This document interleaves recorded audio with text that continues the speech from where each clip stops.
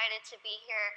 I kind of want to tell you a little bit more of I don't want to say basics, because we don't really know anything about my syndrome. I was born with this very, very rare syndrome that only 2 other people in the world, including myself that we know of, have. Basically, what this syndrome causes is that I cannot gain weight. Yes, it does sound as good as it is. I can eat absolutely whatever I want, whenever I want, and I won't really gain any weight. I'm going to be 25 in March, and I've never weighed over about 64 pounds my entire life. When I was in college, I didn't hide, everyone knew it was there, but it was a giant tub of Twinkies, donuts, chips, Skittles, and my roommate would say, I could hear you at 12:30 reaching under your bed to get food. But I'm like, you know what? It's all right. I can do these things. Because there are benefits to this syndrome. There are benefits to not being able to gain weight. There are benefits to being visually impaired. There are benefits to being kind of really small. A lot of people think, Lizzie, how in the world are you saying there's benefits when you can only see out of one eye? Let me tell you what the benefits are, because they're great. I wear contacts. Half off contacts. When I wear my reading glasses, half off prescription.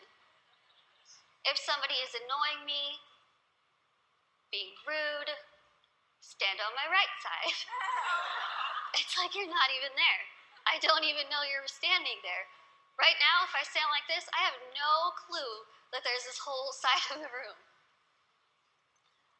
Also, being small, I am very willing to volunteer myself to go to Weight Watchers, go to some gym and say, hi, I'm Lizzie.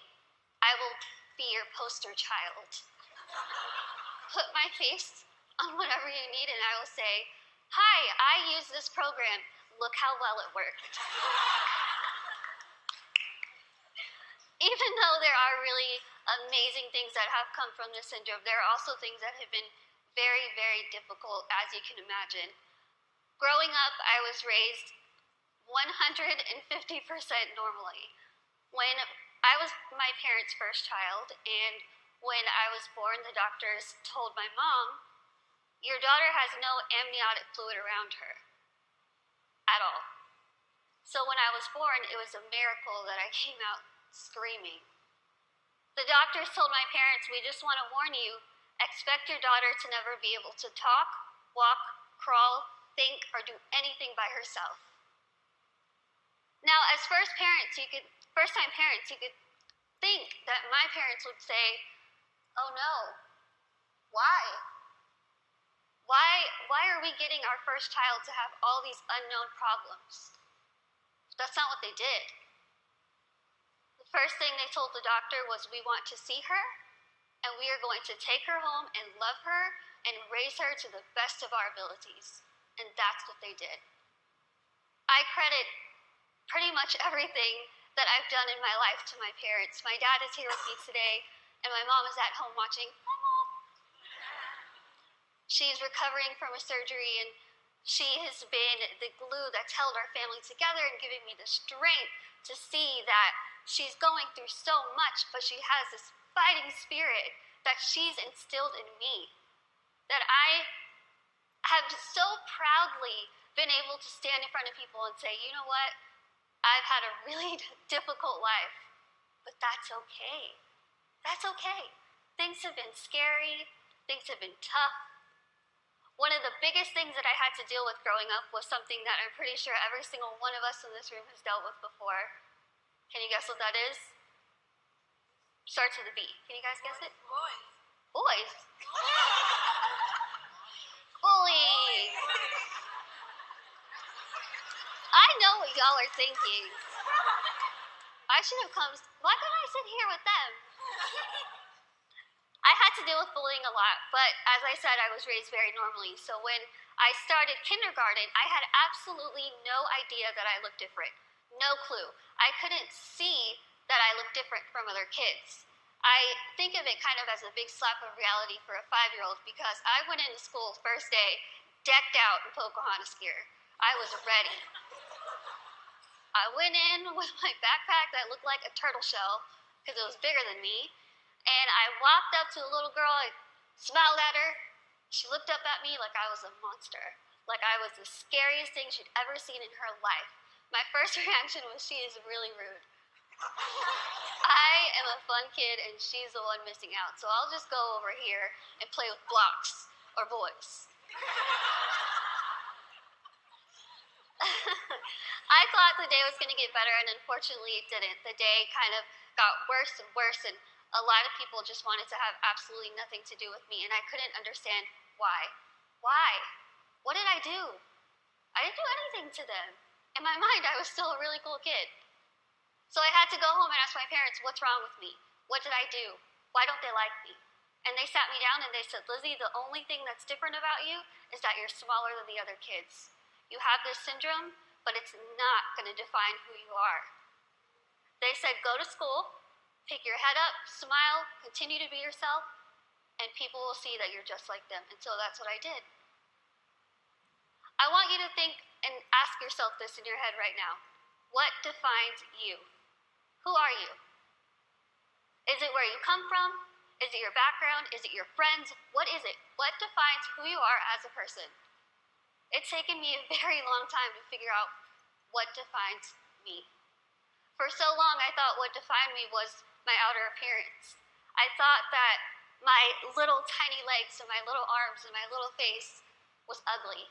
I thought it was disgusting. I hated when I would wake up in the morning and I was going to middle school and looking in the mirror, getting ready and thinking, can I just scrub this syndrome off?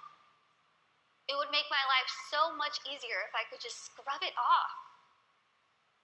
I could look like the other kids. I wouldn't have to buy clothes that had Dora the Explorer on it. I wouldn't have to buy stuff that was bedazzled when I was trying to be like the cool kids. I would wish and pray and hope and do whatever I could to pray that I would wake up in the morning and I would be different and I wouldn't have to deal with these struggles. It's what I wanted every single day, and every single day I was disappointed. I have an amazing, amazing support system around me who never pity me, who are there to pick me up if I'm sad, who are there to laugh with me during the good times, and they taught me that even though I have this syndrome, even though things are hard, I can't let that define me. My life was put into my hands, just like your lives are put into yours. You are the person in the front seat of your car. You are the one who decides whether your car goes down a bad path or a good path. You are the one that decides what defines you. But let me tell you, it could be really hard to figure out what defines you. Because there are times where I would just get so annoyed and frustrated, and I don't care what defines me. When I was in high school, I found a video, unfortunately, that somebody posted of me, labeling me the world's ugliest woman. There were 4 million views to this video, 8 seconds long, no sound, thousands of comments. People saying, Lizzie, please just do the world a favor, put a gun to your head and kill yourself. Think about that. If people told you that, strangers told you this. I cried my eyes out, of course, and I was ready to kind of fight back, and something kind of clicked in my head, and I thought, I'm just going to leave it alone. I kind of started realizing that my life is in my hands. I could either choose to make this really good, or I can choose to make this really bad. I could either be grateful and open my eyes and realize the things that I do have and make those the things that define me. I can't see out of one eye, but I can see out of the other. I might get sick a lot, but I have really nice hair. Thanks. You guys are like the best little section right here. Oh, you lose my train of thought. Okay, where was I? Hair. Okay, thank you. Okay, so I could either choose to be happy or I could choose to kind of be upset with what I have and still kind of complain about it. But then I started realizing, am I going to let the people who called me a monster define me? Am I going to let the people who said kill it with fire define me? No. I'm going to let my goals and my success and my accomplishments be the things that define me, not my outer appearance, not the fact that I'm visually impaired, not the fact that I have this syndrome that nobody knows what it is. So I told myself I'm going to work my butt off and do whatever I could to make myself better, because in my mind, the best way that I could get back at all those people who made fun of me, who teased me, who called me ugly, who called me a monster, was to make myself better and to show them, you know what? Tell me those negative things, I'm going to turn them around and I'm going to use them as a ladder to climb up to my goals. That's what I did. I told myself I wanted to be a motivational speaker, I want to write a book, graduate college, have my own family, my own career. 8 years later, I'm standing in front of you, still doing motivational speaking. First thing, I accomplished it. I wanted to write a book. In a couple weeks, I will be submitting the manuscript for my 3rd book.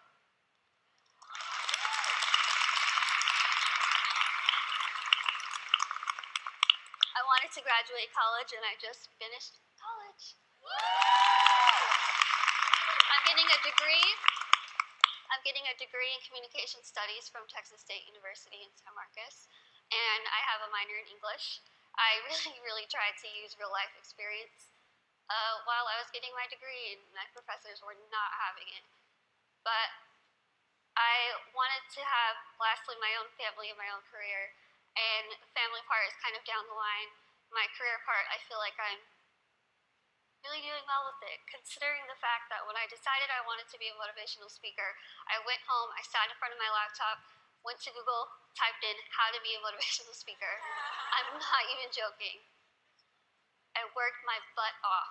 I used the people who were telling me that I couldn't do this to motivate me. I used their negativity to light my fire to keep going. Use that. Use that. Use that negativity that you have in your life to make yourself better, because I guarantee you, you will win. Now, I want to end with asking you again. I want you to leave here and ask yourself what defines you. But remember, brave starts here. Thank you.